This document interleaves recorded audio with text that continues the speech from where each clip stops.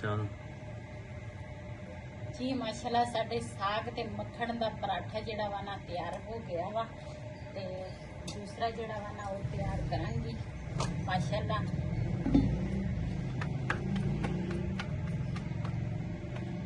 ये दुधी भाई की मेहरबानी चाहे सानू गां दा दुध दिंदा वा लेकिन ये आ कि सानू मक्खन ते आ दूसरा असी खा लेने आ लस्सी कुछ दिनों बाद।